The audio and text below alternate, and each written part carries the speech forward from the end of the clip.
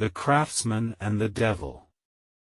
There was once a very talented craftsman, who was hired to build a small church in a small village. The man was given a month to complete his task, and he assured the people of the village that he would do as he had promised and build them a beautiful church that would make them all very proud. The craftsman asked the people of the village to give him his wages before he began his work, so that he might buy food and materials. The kind people of the village trusted the craftsman, and so they paid him his money and believed that he would do as he had promised.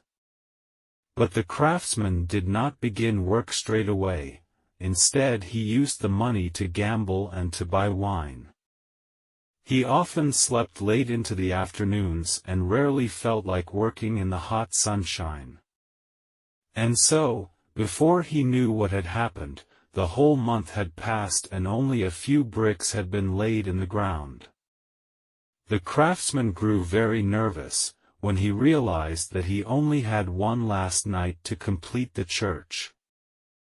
He knew that it would not be possible to finish the task in such a short time, and he was sure that the villagers would be very angry and would demand that he repay the money they had given him. And so the desperate craftsman decided to make a deal with the devil. "Please, O devil," said the craftsman on bended knees, "make this church for me in just one night, so that the villagers do not punish me." The devil appeared in a puff of black smoke and said to the craftsman, "I shall build this church for you in a single night, but in exchange for my work, you must promise me your soul." "I promise you my soul," said the reluctant craftsman, "but the church must be completed by dawn, and it must be absolutely perfect in every detail, or our deal will not stand and you will not get my soul." The devil agreed, and in no time at all, he called his workers from the flames and set them to building the church. The craftsman sat and watched with a heavy heart as the devil and his workers went about building the floor and the walls and the roof of the church.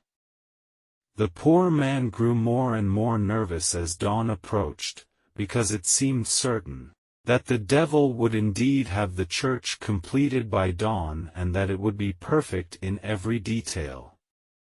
As the dark sky turned to a pale blue, the craftsman began to pray to God because he very much regretted promising his soul to the devil. "I could have built this church myself," mused the poor man. "I am talented and I am strong and I can work hard. Why did I not begin the work when I promised I would? And now I am to lose my soul." The craftsman prayed and prayed that the devil might not complete the work or that the church might not be perfect so that the deal would be broken. But as the sun appeared on the distant horizon, the poor man was sure that his prayers had gone unanswered. Then the devil stepped out from the church and invited the craftsman to inspect his work. "It is dawn and I have done as you asked," said the devil.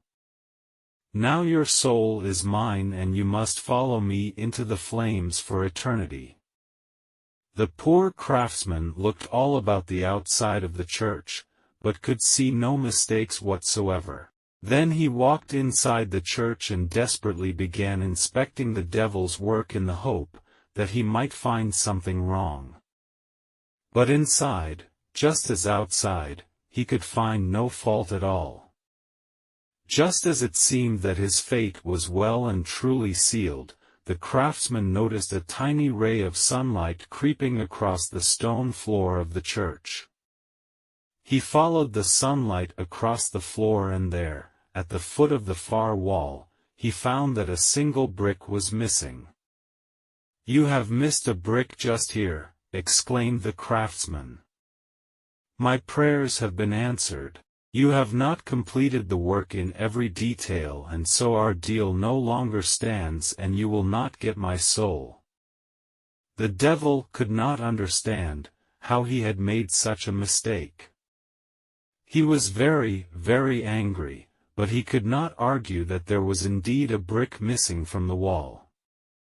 And just as the sun rose up into the sky, and the excited villagers began to gather at the door to the church, the devil disappeared in a puff of angry black smoke. Before the craftsman went out to greet the villagers, he decided that he would try to put a brick in the hole so that the church would be perfect in every detail. But when he placed the brick in the hole, the church began to rumble and rattle and shake, and so he removed the brick and decided that this hole would remain there forever as a reminder of how close he had come to losing his soul. "I shall never again make a promise that I am not prepared to keep," thought the craftsman as he walked out of the church. "I shall be committed to my work and I shall always keep my word." The villagers were all delighted with their new church, and the priest too was very pleased when he saw the work. From that day forwards, the little church was always full of people, and the craftsman visited often in order to remind himself of his promise.